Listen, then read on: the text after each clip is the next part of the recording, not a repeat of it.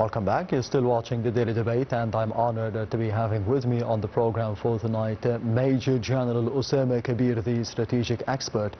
Thank you very much, Major General, for being with us tonight on the Daily Debate. Well, thank you again for this invitation. Anytime.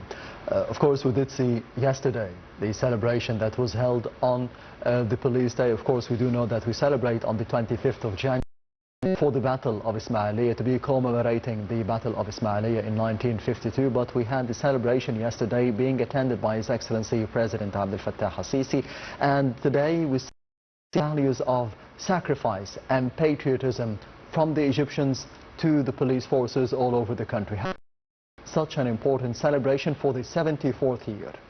Right, and this commemoration for the Battle of the 25th in January of Ismailia battle, it was also conducted by all aside with the people on the streets. And in this annual case, we celebrate the Egyptian police elements, their day, as we understand the cohesion in between the security elements and the people against the invaders who produced the succession, who produced the mission by the end, all beside, of course, the armed forces and other different sites.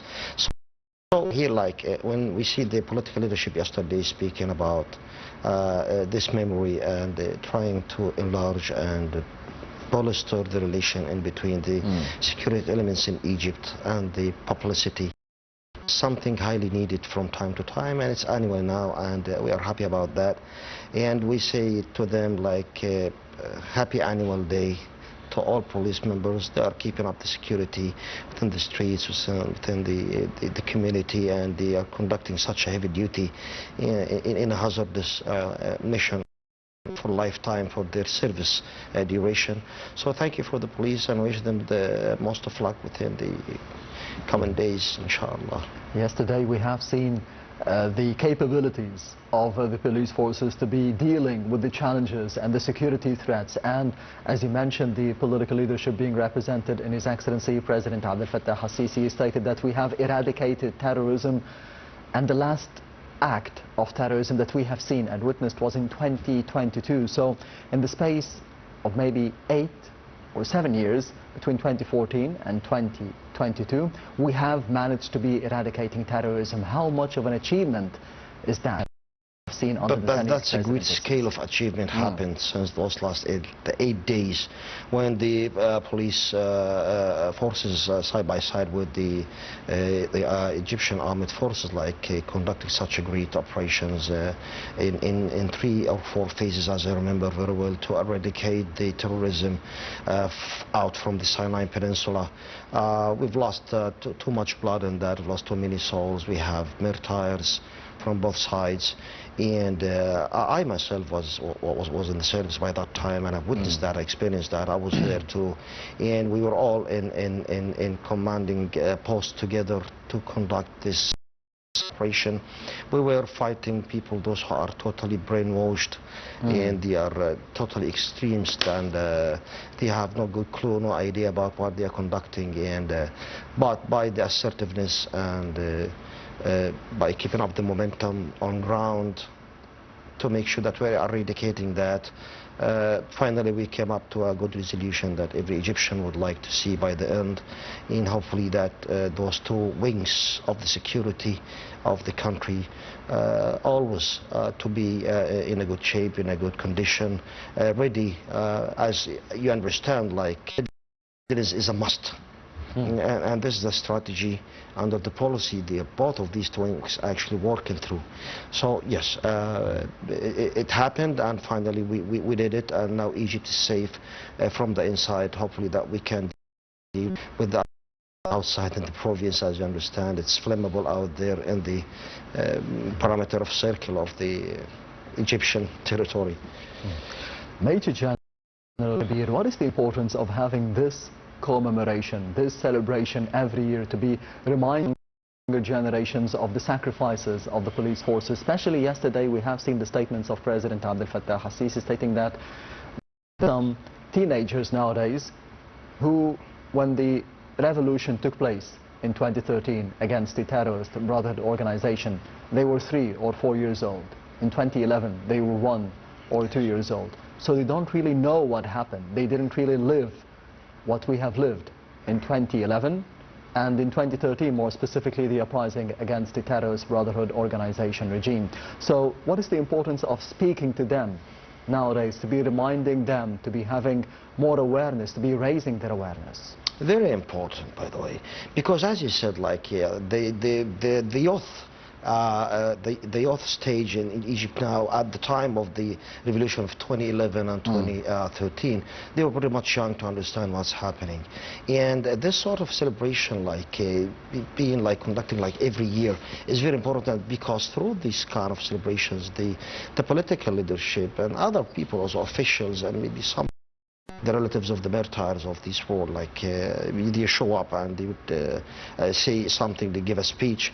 It's very important to expose that to the people those very young by that time, or the people those who were like fully blinded. Maybe some of them like switched their mind to the right pathway. And secondly, you need to thank these elements, like every time remember them, like we remember you, and we need to make this celebration. And the president himself, he meets some of their relatives and families. It's very important, because it happens all over the world actually, but here, since Egypt has suffered this era of terrorism in Sinai, and you see the explosions and the IEDs, explosive improvised devices all over the place. We found like families, they lost their guardians, and officers, maybe one of officers, even soldiers, because we all sacrifice for this great country. And it comes at the very large scale importance that we need every time to get the celebration for the police force and the armed forces in 6th of October. This is something will never end, because this country has suffered enough. And now we need to, from time to time, refresh the memories, and we need to remind the people about this kind of struggle we conducted to make this country safe and stable and strong as well. You mentioned a very important point, that when you were in service back then, years ago, you used to be dealing with people who were completely brainwashed. What they were doing and the implications or the repercussions of their actions. How to deal with those people? How to deal with them, you mean now, or? Now, maybe back then. How yes, did you deal with when I was there, like, I met too many of them. We were starting like to ask them questions, sort of like a very, very peaceful interrogation. And the man said that I'm out of mind. I'm out of mind. I'm atheist. I said, okay, I'm praying. He said, no, what doesn't matter. Okay, I do zakat. I have kids. He said, they will be much more fine without you, because you are the evil, or one of the evil axis. Are totally brainwashed. I'm talking to guys who are 15 years old, up to 50 and maybe more a little bit. They all are at the same train, they are at the same line. They are totally brainwashed, and some of them actually have got praised by God that they came back to the real way and to the truth, and some of them been rehabilitated by the specified systems in the security associations, and now they are good people in their places, in their tribes in Sinai, and conducting good actions and trying to go for the development in their places and villages. And they totally changed, which gives like a great difference. For everyone said that army forces and police forces were conducting very aggressive action against them. No, not at all.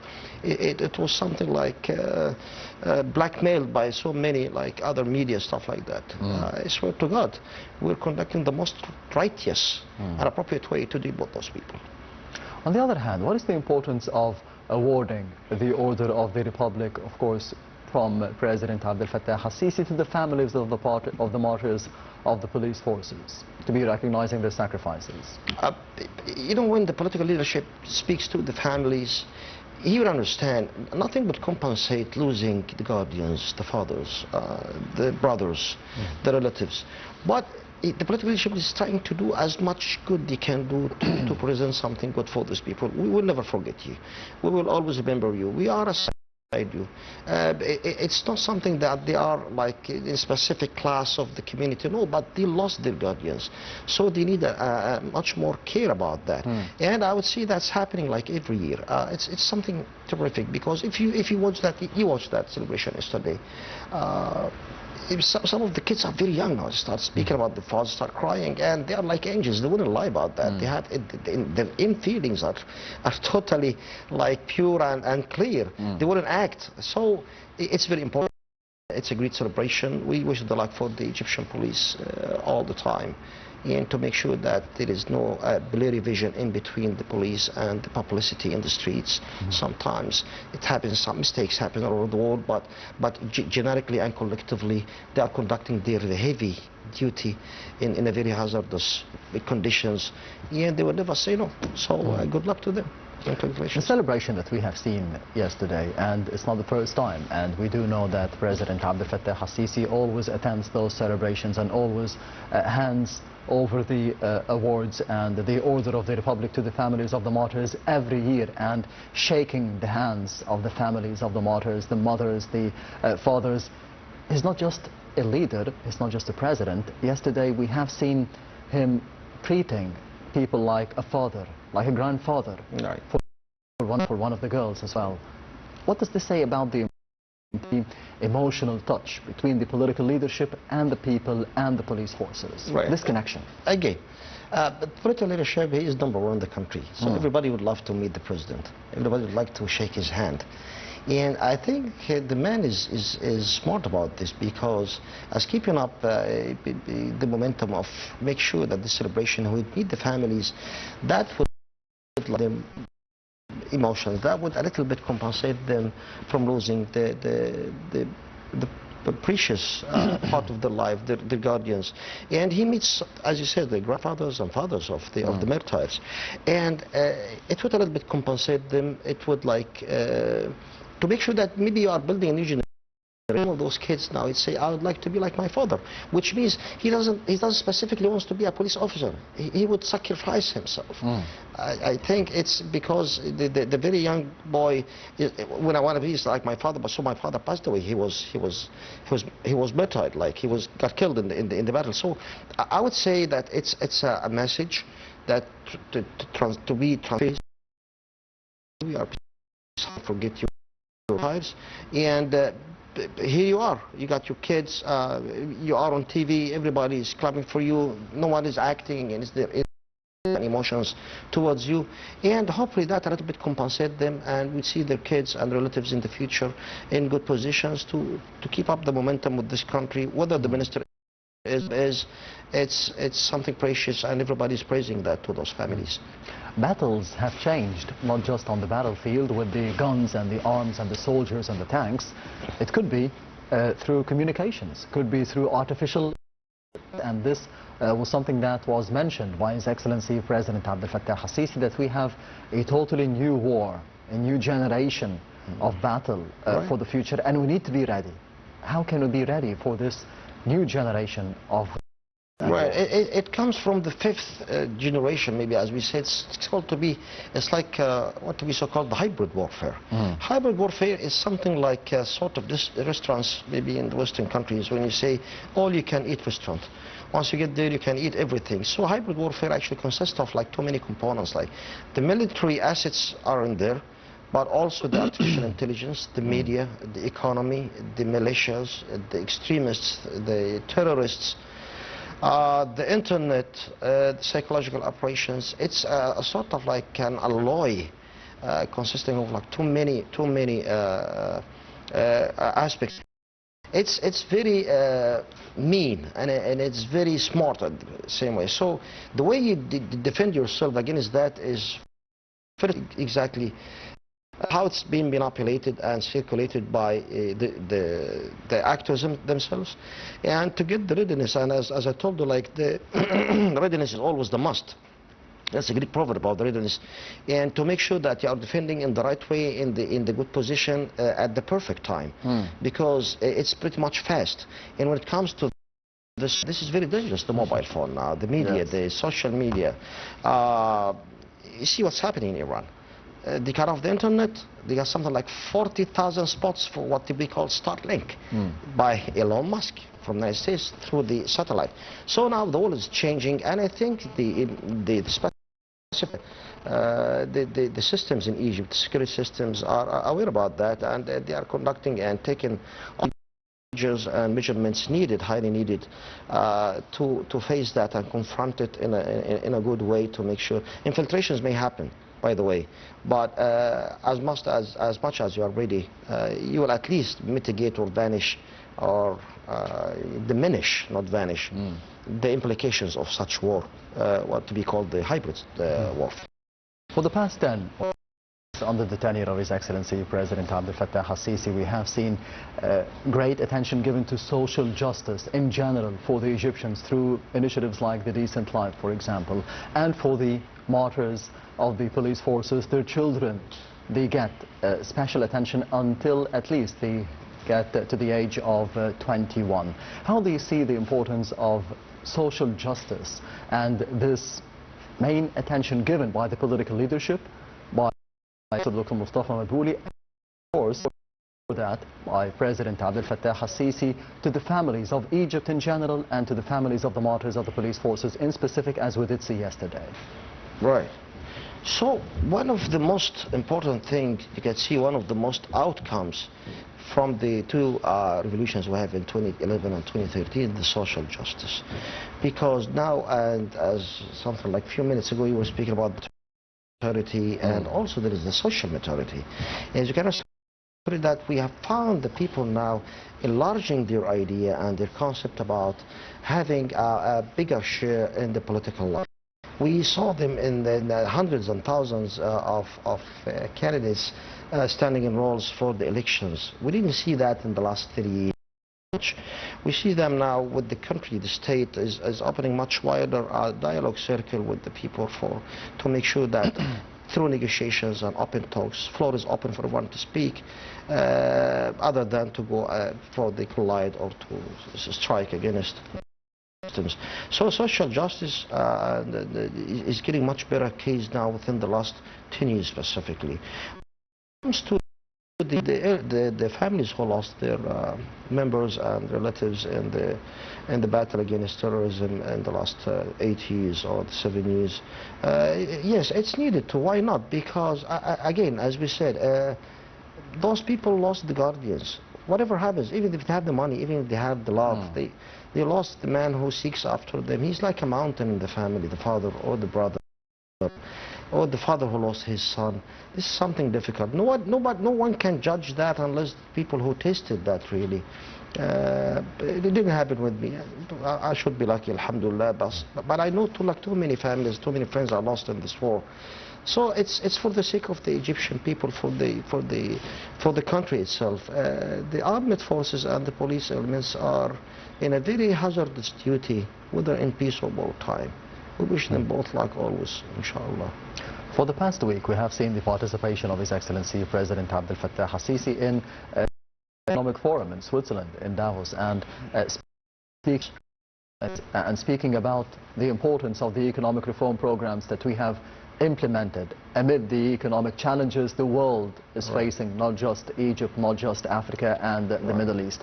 What is the importance of keeping the security and the stability of Egypt for the economic results that we have gained for the past decade? Very good question. First of all, let's speak about Davos, because Davos is supposed to be an economic forum, but what happened there and those too many speeches we have from different international officials turned it like a political forum. It was not totally economic. Yes. I understand it's flammable here in the Middle East, and maybe wider than the Middle East too. What's happening in Venezuela, what's happening in the southern Sea of China, what's happening in Iran, stuff like that. But to your question now, yes, not without security, without peace, without a case of settlement, without a calm country. It's a very, very difficult one, the file of security in any country. Since you don't have security, you don't have economy, you don't have tourism, you don't have anything.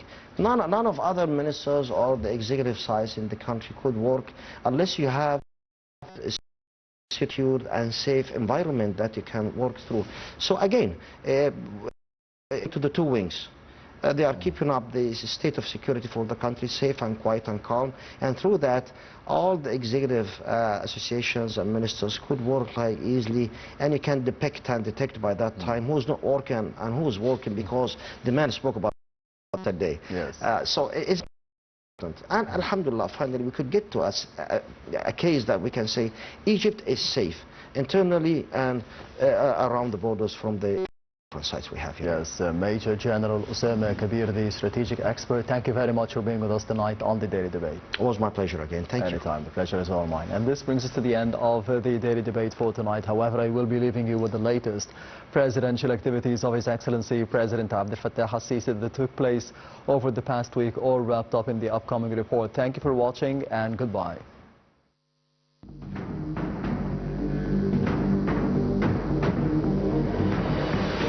President Abdel Fattah al-Sisi meets Lieutenant General Osama Rabia, Chairman and Managing Director of the Suez Canal Authority.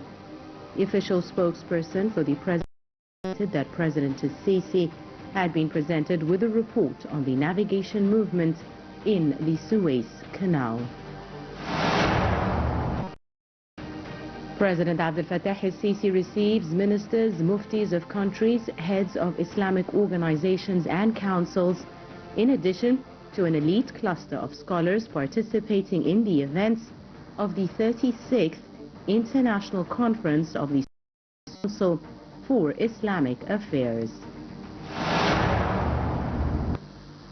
Via His Excellency's account on Facebook, President Abdel Fattah al-Sisi congratulates President Yoweri Museveni of Uganda on his re-election for a new presidential term, which underscores the confidence of the Ugandan people in his leadership. President Abdel Fattah al-Sisi arrives in Zurich International Airport to take part in the event of the World Economic Forum held in the Swiss town of Davos. In Davos, President Abdel Fattah al-Sisi meets George Brandy, President and CEO of the World Economic Forum. President Abdel Fattah al-Sisi participates in a special discussion session within the events of the World Economic Forum held in Davos. President Abdel Fattah al-Sisi takes part in a discussion session with an elite group of international businessmen and entrepreneurs on the sidelines of the World Economic Forum in Davos. President Abdel Fattah al-Sisi meets U.S. President Donald Trump on the World Economic Forum in Davos. President Abdel Fattah al-Sisi attends the celebration of the 74th anniversary of the Egyptian Police Day.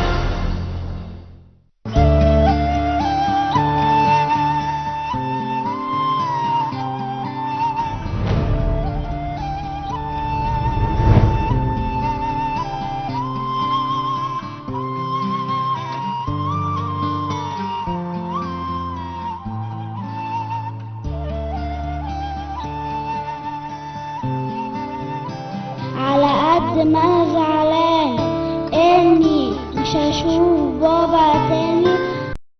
أوعدكم جميعا إني هكبر وأكمل مشوار بابا وآخد حق بابا. أنا لو ارتد إلي بصري 1000 مرة وخسرته 1000 مرة خاطر مصر، والله العظيم أنا راضي. كان واقف وقفة راجل ب100 راجل. ده فخر لكل أم إن ابنها يستشهد. بطل إن هو ضحى بدمه على ترابها عشان ما فيش واحد خاين يخش البلد دي. قال لي أنا هموت شهيد، قال لي بلدي دي عرضي، لو أنا ما عرفتش أحميها مش هعرف أحميكي. أنا ما عيطتش دم على ابني كان قال لي لو استشهدت زغرتيني يا أمي. قال لي موتت ابني، أنت تعرفه؟ أنت تعرفني؟ أنت حرقت قلب أنا بس برضه قلبي مش هيتحرق، عشان لو كان معايا 10 كده مصر. اللي بيدفعه كل شهيد أو مصاب هو وتد بيتحط من أجل مصر.